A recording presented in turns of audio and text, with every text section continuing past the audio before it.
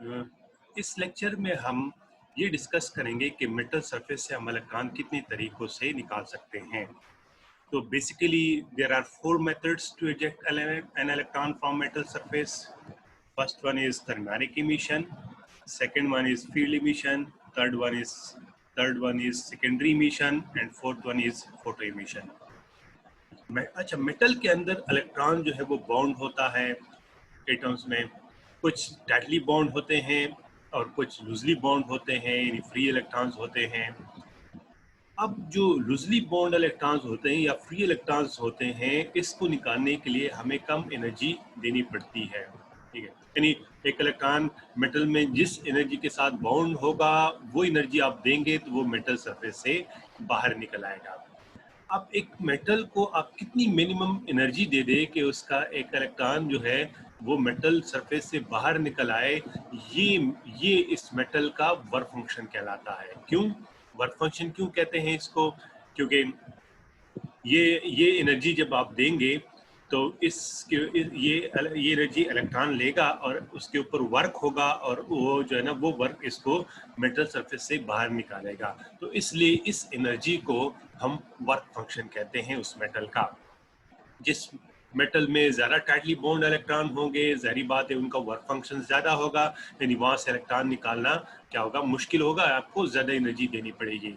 और जिसमें loosely bond electrons होंगे, ठीक है, तो उसमें उसका वर्क फंक्शन कम होगा उस मेटल का, और वहाँ से इलेक्ट्रॉन निकालना क्या होगा, आसान होगा. आपको कम एनर्जी से आप क्या कर सकते हैं, वहाँ से इलेक्ट्रॉन निकाल सकते हैं.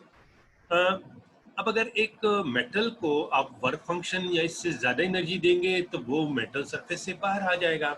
लेकिन अगर आप एक मेटल को उसके वर्क फंक्शन से कम एनर्जी देते हैं तो फिर उसका इलेक्ट्रॉन जो है वो मेटल सरफेस से बाहर नहीं आएगा. अब ये जो मेटल से इलेक्ट्रॉन्स को निकालने के लिए जो एनर्जी चाहिए वो हम मुख्तलिफ तरीक़ों से दे सकते हैं. अगर हम हीट के ज़रिए ये एनर्जी दे दें तो और इससे इलेक्ट्रॉन मेटल सरफेस से बाहर निकल आए तो इस मेथड को हम थर्मियोनिक इमिशन बोलते हैं. यानी इस तरह के इलेक्ट्रॉन इमिशन को हम थर्मियोनिक इमिशन बोलते हैं. Therm means heat. अच्छा, ये एनर्जी जो है हम फील्ड के जरिए भी दे सकते हैं, कोई स्ट्रांग इलेक्ट्रिक फील्ड की मदद से. स्ट्रांग इलेक्ट्रिक फील्ड जो है वो मेटल के अंदर इलेक्ट्रॉन्स के ऊपर फोर्स लगाता है और उसको डिस्प्लेस करता है, उसके ऊपर वर्क करता है और उसको मेटल सरफेस से बाहर निकालता है. तो ऐसे इलेक्ट्रॉन इमिशन को हम फील्ड इमिशन कहते हैं.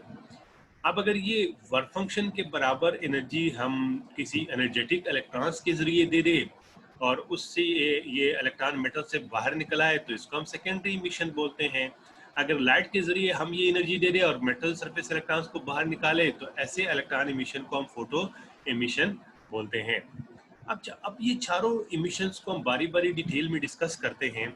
तो सबसे पहले जो इमिशन है उसको हम थर्मियोनिक इमिशन बोलते हैं. थर्म मींस हीट, यानी यहाँ पे हम इलेक्ट्रॉन मेटल सरफेस से हीट की मदद से बाहर निकालते हैं. फॉर एग्जांपल, ये हमारे पास एक फिलामेंट है, इसमें से करंट फ्लो होता है तो ये हीट प्रोड्यूस करता है और इससे ये कैथोड हीट होता है. और जब ये इसके इलेक्ट्रॉन इतनी एनर्जी गेन कर लेते हैं वर्क फंक्शन के बराबर या इससे ज़्यादा, तो ये मेटल सरफेस से बाहर निकल आते हैं. अब ये इलेक्ट्रॉन्स चूँकि हीट की वजह से बाहर निकल आ रहे हैं तो इसलिए इसको हम थर्मियोनिक इमिशन बोलते हैं. अब ये इलेक्ट्रॉन हमें नज़र नहीं आते, यानी ये इनविजिबल होते हैं. तो फिर यहाँ पे हम एनोड लगाते हैं, एनोड के ऊपर पॉजिटिव चार्ज होता है तो ये नेगेटिव इलेक्ट्रॉन्स को अपनी तरफ अट्रैक्ट करता है और यहाँ पे इलेक्ट्रॉन पहुँचते हैं. अगर यहाँ पे हम क्लोज सर्किट बनाएं तो ये इलेक्ट्रॉन्स यहाँ पे इस क्लोज सर्किट में करंट बनाएंगे और उस करंट को डिटेक्ट या मायर करके हम अंदाज़ा लगा सकते हैं कि यहाँ पे इलेक्ट्रॉन निकले हैं और कितने निकले हैं. अगर करंट आपके पास सर्किट में आ रहा है तो इसका मतलब ये है कि इलेक्ट्रॉन्स यहाँ से इमिट हुए हैं. लेकिन अगर करंट नहीं आ रहा है तो इसका मतलब कि इलेक्ट्रॉन इमिट नहीं हुए हैं. अगर ज़्यादा करंट आ रहा है इसका मतलब कि ज़्यादा इलेक्ट्रॉन जो है वो निकले हैं. तो इस तरह हम इलेक्ट्रॉन इमिशन को डिटेक्ट और ऑब्जर्व कर सकते हैं. जो सेकेंड इमिशन है उसको हम फील्ड इमिशन बोलते हैं. इसको फील्ड इमिशन इसलिए बोलते हैं क्योंकि यहाँ पे हम स्ट्रांग इलेक्ट्रिक फील्ड की मदद से हम इलेक्ट्रॉन्स को मेटल सरफेस से बाहर निकालते हैं. फॉर एग्जांपल, ये मेरे पास एक मेटल है और इसमें फ्री इलेक्ट्रॉन्स हैं और ये कोई पॉजिटिव चार्ज है जो कि बहुत ज़्यादा पॉजिटिव चार्ज है, तो ये आउटवर्ड डायरेक्शन में एक स्ट्रांग इलेक्ट्रिक फील्ड जो है वो पैदा करता है. ठीक है, इस डायरेक्शन में एक स्ट्रांग इलेक्ट्रिक फील्ड पैदा करता है, और ये इलेक्ट्रिक फील्ड जो है इस मेटल के अंदर जो इलेक्ट्रॉन्स है उसके ऊपर इतना फोर्स लगाता है। अब चूंकि ये फील्ड ज़्यादा है तो ये फोर्स भी ज़्यादा होगा, और ये फोर्स इन इलेक्ट्रॉन्स को डिस्प्लेस करेंगे, और यानी इसके ऊपर वर्क करेगा, यानी इसको एनर्जी देगा, और इस एनर्जी की मदद से ये मेटल से बाहर निकल आता है। अगर ये एनर्जी इसके वर्क फंक्शन से ज़्यादा हो तो ये मेटल सरफेस से बाहर निकल आता है। अब चूंकि यहाँ पे इलेक्ट्रॉन्स इलेक्ट्रिक फील्ड की मदद से बाहर निकल रहे हैं तो इसलिए इसको हम फील्ड इमिशन बोलते हैं। इसको आप एक और तरीके से भी सिंपली समझ सकते हैं कि ये अगर चार्ज है पॉजिटिव चार्ज, तो ये इस नेगेटिव इलेक्ट्रॉन्स को अपनी तरफ अट्रैक्ट करेगा, यानी फोर्स लगाएगा। अब ज़्यादा पॉजिटिव चार्ज होगा तो ये ज़्यादा फोर्स लगाएगा और इलेक्ट्रॉन्स को मेटल सरफेस से बाहर निकालेगा। तो इस तरह भी हम फील्ड इमिशन को समझ सकते हैं आसानी से। जो थर्ड इमिशन है उसको हम सेकेंडरी इमिशन बोलते हैं। इसमें हम एनर्जेटिक इलेक्ट्रॉन्स को किसी हैवी मेटल के ऊपर बम्बार्ड करते हैं, और ये इस हैवी मेटल के अंदर जाके इनके इनके एटम्स के इलेक्ट्रॉन इन शेल इलेक्ट्रॉन्स के साथ कोलिजन करते हैं और इसको एनर्जी देते हैं, और इन इलेक्ट्रॉन्स को मेटल सरफेस से बाहर निकालते हैं। तो ऐसे इमिशन को हम सेकेंडरी इमिशन बोलते हैं, यानी electron emission from metal by bombardment of energetic electrons. For example, ये मेरे पास कोई एनर्जेटिक इलेक्ट्रॉन्स हैं, और ये इस मेटल्स के ऊपर हम इसको बम्बार्ड करते हैं, तो ये मेटल्स के अंदर जाके इसके एटम्स के इनर शेल इलेक्ट्रॉन्स के साथ कोलिजन करते हैं और इसको एनर्जी देते हैं, और इस एनर्जी की मदद से ये इलेक्ट्रॉन जो है वो मेटल सरफेस से बाहर निकल आता है। क्योंकि अगर ये इलेक्ट्रॉन इतनी एनर्जी गेन कर लेते हैं जो इस मेटल के वर्क फंक्शन से ज़्यादा हो, तो फिर ये इलेक्ट्रॉन जो है वो बाहर निकल आते हैं। इन इलेक्ट्रॉन्स को, इन इजेक्टेड इलेक्ट्रॉन्स को हम सेकेंडरी इलेक्ट्रॉन्स बोलते हैं। कि प्राइमरी इलेक्ट्रॉन्स तो आपके पास जो इंस्टेंट इलेक्ट्रॉन्स होते हैं वो प्राइमरी इलेक्ट्रॉन्स होते हैं, और ये मेटल से जो इलेक्ट्रॉन्स इजेक्ट करते हैं, इस इजेक्टेड इलेक्ट्रॉन्स को हम सेकेंडरी इलेक्ट्रॉन्स बोलते हैं, और इसलिए इसको हम सेकेंडरी इमिशन बोलते हैं। यानी यहाँ पे दो किस्म के इलेक्ट्रॉन्स होते हैं, एक इंस्टेंट और दूसरे इजेक्टेड। तो इसलिए एक को प्राइमरी इलेक्ट्रॉन, दूसरे को हम सेकेंडरी इलेक्ट्रॉन्स बोलते हैं, और इस प्रोसेस को या इसको हम सेकेंडरी इमिशन बोलते हैं। अच्छा, अब ये जो इंस्टेंट इलेक्ट्रॉन्स जो मेटल के अंदर जाते हैं और इनके पास बहुत ज़्यादा एनर्जी होती है, इसकी बहुत ज़्यादा स्पीड होती है, तो ये मेटल के अंदर के एटम के अंदर जाके इसके इनर शेल तक पहुंच जाते हैं। और फॉर एग्जाम्पल यहाँ पे इसको मैंने कि इस मेटल के अंदर जो एटम है, तो इनके साथ ये एनर्जेटिक इलेक्ट्रॉन जो है वो इसके अंदर जाके इसके एटम्स के इनर शेल इलेक्ट्रॉन्स के साथ टकराते हैं, तो वो मैंने यहाँ पे बनाए हुए हैं। यानी ये मेटल के अंदर जो है एटम है वो मैंने यहाँ पे अलग से बनाया हुआ है, और ये आपके पास इंस्टेंट इलेक्ट्रॉन आते हैं, यानी प्राइमरी इलेक्ट्रॉन। ये इस एटम के इलेक्ट्रॉन्स के साथ कोलिजन करते हैं, और इस कोलिजन के की वजह से ये इसको एनर्जी देते हैं, और ये एनर्जी अगर वर्क फंक्शन से ज़्यादा है तो फिर ये मेटल सरफेस से बाहर निकल आता है। तो ये आपके पास सेकेंडरी इलेक्ट्रॉन है। ये प्राइमरी इलेक्ट्रॉन, ये सेकेंडरी इलेक्ट्रॉन जो इजेक्टेड इलेक्ट्रॉन्स है। लेकिन ये इलेक्ट्रॉन जो है वो सिर्फ सेकेंडरी इलेक्ट्रॉन्स को इजेक्ट नहीं करता, इसके साथ तीन और प्रोसेसेस भी होते हैं। वो कैसे होते हैं? फॉर एग्जांपल, ये प्राइमरी इलेक्ट्रॉन जो है वो किसी ऐसे इलेक्ट्रॉन के साथ कोलिजन कर सकता है जो कि बहुत ज़्यादा टाइटली बॉन्ड हो, और ये इसको इतनी एनर्जी नहीं दे सकता है प्राइमरी इलेक्ट्रॉन्स कि ये इस टाइटली बॉन्ड इलेक्ट्रॉन्स को मेटल सरफेस से बाहर निकाले। तो फिर ये इससे एनर्जी नहीं लेता, और ये प्राइमरी इलेक्ट्रॉन इसके साथ कोलिजन करके बैकवर्ड डायरेक्शन में स्कैटर हो जाता है, तो इसको हम बैक स्कैटर्ड इलेक्ट्रॉन्स बोलते हैं। ठीक है। इसके अलावा जब ये प्राइमरी इलेक्ट्रॉन्स सेकेंडरी इलेक्ट्रॉन्स को इजेक्ट करते हैं तो यहाँ पे वैकेंसी पैदा हो जाती है। यानी ये प्राइमरी इलेक्ट्रॉन जो है वो सेकेंडरी इलेक्ट्रॉन्स को इजेक्ट करते हैं तो यहाँ पे वैकेंसी पैदा हो जाती है। फिर हाई एनर्जी शेल से इलेक्ट्रॉन इसमें जंप करता है इस वैकेंसी को फिल करने के लिए, और excess energy as a X-ray photon, as a X-ray rays जो है वो ये इमिट करता है। अब ये जो एनर्जी है जो एक्सरेज की सूरत में इमिट होती है, ये हमारे पास यहाँ पे आती है। तो इसका मतलब ये है कि ये प्राइमरी इलेक्ट्रॉन जब मेटल के ऊपर बम्बार्ड करते हैं तो एक तो सेकेंडरी इलेक्ट्रॉन्स निकलते हैं, दूसरा ये इलेक्ट्रॉन्स बैकवर्ड डायरेक्शन में स्कैटर्ड भी हो सकते हैं, तो बैक स्कैटर्ड इलेक्ट्रॉन्स भी आपके पास होंगे, और तीसरी जो इलेक्ट्रॉन ट्रांजिशन करेगा वैकेंसी में तो इससे एक्सरेज भी प्रोड्यूस होते हैं। और इसके अलावा एक हमारे पास और इलेक्ट्रॉन्स भी आते हैं जिसको हम आगर इलेक्ट्रॉन्स बोलते हैं। वो कैसे होते हैं? बाज़ औक़ात ऐसा होता है कि ये जो एक्स-रेज़ हैं, ये इसकी एनर्जी जो है वो कोई दूसरा इलेक्ट्रॉन ऑब्ज़र्व कर लेता है, और इस एक्सेस को जब दूसरा इलेक्ट्रॉन ऑब्जर्व कर लेता है और इसके पास फिर इतनी एनर्जी आ जाती है कि ये मेटल सरफेस से बाहर निकल आता है, यानी इसके एनर्जेशन एनर्जी के बराबर अगर इसके एनर्जी मिलती है एक्सरे से, तो फिर ये एटम से बाहर निकल आता है, यानी मेटल से बाहर निकल आता है। और इन इलेक्ट्रॉन्स को हम आगर इलेक्ट्रॉन्स बोलते हैं, क्योंकि ये आगर इसलिए बोलते हैं क्योंकि ये आगर एक साइंटिस्ट था, उसने ये डिस्कवर किए थे, इसलिए इसको हम आगर इलेक्ट्रॉन्स बोलते हैं। तो इसका मतलब ये है कि प्राइमरी इलेक्ट्रॉन्स, यानी जब हम एनर्जेटिक इलेक्ट्रॉन्स को किसी हैवी मेटल के ऊपर बम्बार्ड करते हैं, तो ये इसके इनर शेल से इलेक्ट्रॉन्स को इजेक्ट करते हैं, जिसको हम सेकेंडरी इलेक्ट्रॉन्स बोलते हैं। बाज़ औक़ात ये इंसिडेंट इलेक्ट्रॉन्स खुद बैकवर्ड डायरेक्शन में स्कैटर हो जाता है, जिसको हम बैक स्कैटर इलेक्ट्रॉन्स बोलते हैं। और तीसरा, जब यहाँ पे वैकेंसी पैदा हो जाती है, जब यहाँ पे इलेक्ट्रॉन इसको इमिट करते हैं, तो यहाँ पे वैकेंसी पैदा हो जाती है, और हाई एनर्जी शेल से जब इलेक्ट्रॉन्स इस वैकेंसी में जंप करता है, तो ये excess energy as X-rays energy या एज एक्सरेज ये इमिट करता है। तो हमारे पास यहाँ पे एक्सरेज भी इमिट होती है। और बाज़ औक़ात, ठीक है, बाज़ औक़ात ये एक्सरे फोटान कोई और इलेक्ट्रॉन जो है उसको ऑब्जर्व कर लेता है, और उसके पास इतनी एनर्जी आ जाती है जिसके एनर्जेशन एनर्जी के बराबर होती है, और ये फिर इस मेटल से बाहर निकल आता है, और इन इलेक्ट्रॉन्स को हम आगर इलेक्ट्रॉन्स बोलते हैं। तो सेकेंडरी इमिशन के साथ ये तीन प्रोसेसेस अलग और भी होते हैं,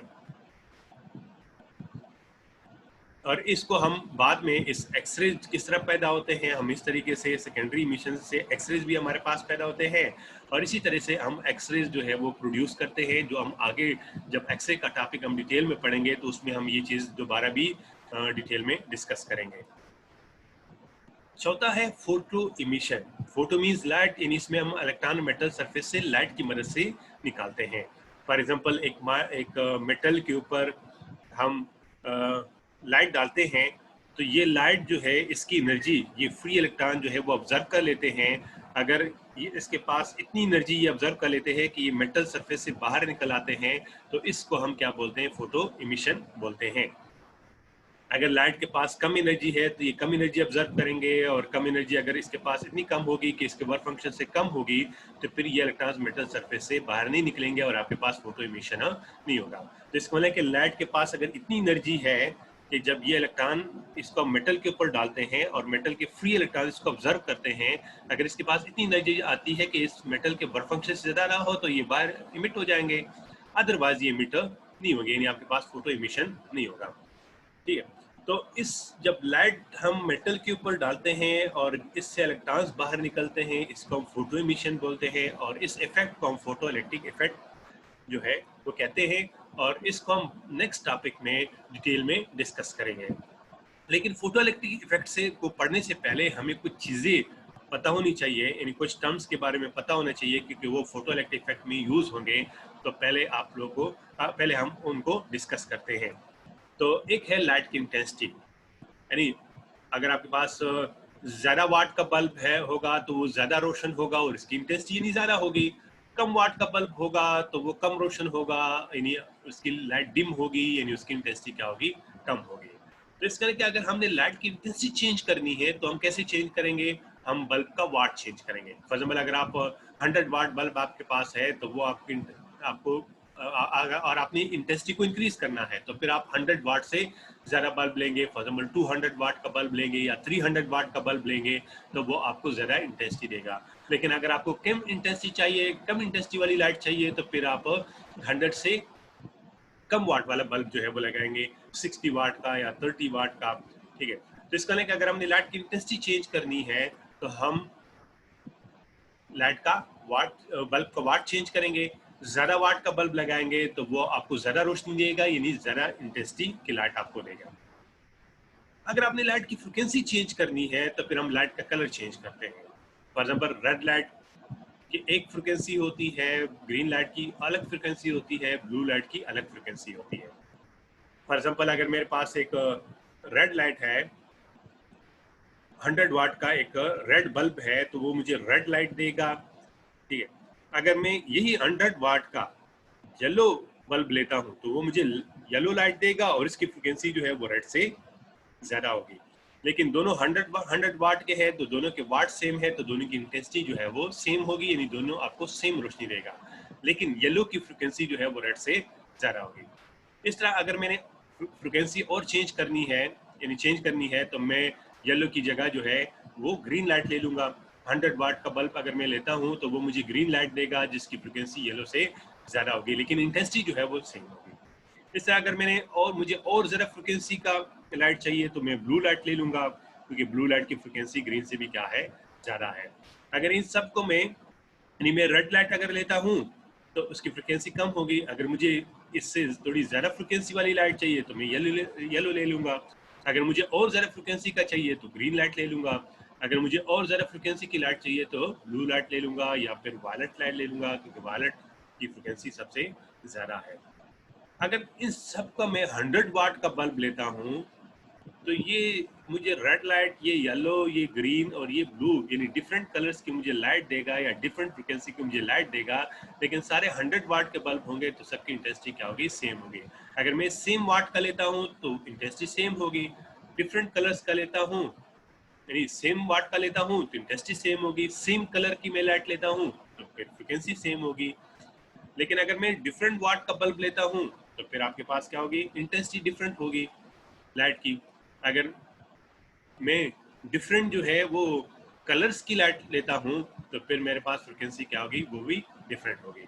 लेकिन अगर मैं सेम वाट का बल्ब लेता हूँ लेकिन कलर मुख्तलिफ है तो इसका मतलब ये है कि इन लाइट की इंटेंसिटी सेम है लेकिन फ्रिक्वेंसी इन लाइट की क्या है, अलग अलग है। यानी लेकिन अगर मैं सेम कलर की लाइट लेता हूँ लेकिन मुख्तलिफ वाट्स के बल्ब है, फॉर एग्जाम्पल कोई 60 वाट का है, कोई 30 वाट का है, कोई 100 वाट का है, तो इसका मतलब ये है कि लाइट तो सेम है।